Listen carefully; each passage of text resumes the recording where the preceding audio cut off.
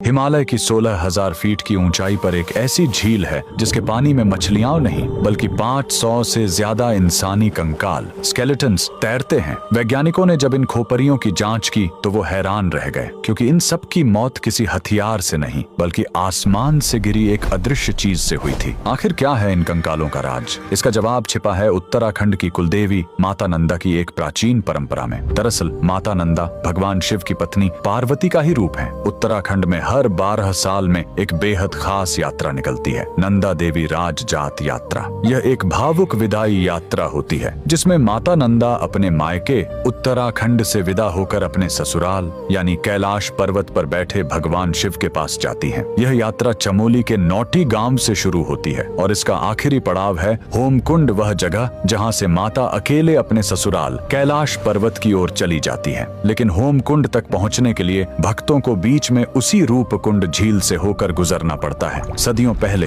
कन्नौज के राजा जसधवल ने इसी पवित्र यात्रा में शामिल होने की ठानी, लेकिन राजा को अपनी सत्ता का अहंकार था। वे भक्ति भाव से नहीं बल्कि पिकनिक मनाने के अंदाज में गए। नियम तोड़ते हुए वे अपने साथ गर्भवती रानी, नाचने गाने वाली नर्तकियां और जोर जोर से बजते ढोल नगारे लेकर पहाड़ पर चढ़ने लगे। माता नंदा अपनी विदाई के वक्त यह अपमान और शोर शराबा सह नहीं पाई। जैसे ही राजा का काफिला रूपकुंड झील के पास पहुंचा, देवी का प्रकोप टूट पड़ा। अचानक आसमान काला हो गया। बारिश नहीं बल्कि लोहे जैसे सख्त और भारी ओले गिरने लगे। वो ओले क्रिकेट की गेंद जितने भारी थे। वहां छिपने की कोई जगह नहीं थी। वो ओले सीधे राजा और उसकी सेना के सिर पर गिर रहे थे। देखते ही देखते राजा, रानी और उनके 500 साथी वहीं बर्फ में दफन हो गए। सैकड़ों साल बाद जब 1942 में वहां बर्फ पिघली तो दुनिया ने देखा कि झील कंकालों से भरी पड़ी है। और जब फॉरेंसिक जांच हुई तो वैज्ञानिकों ने पुष्टि की कि इन सभी खोपरियों में दरारें थीं जो ऊपर से किसी भारी गोल चीज ओले के गिरने से ही आई थीं।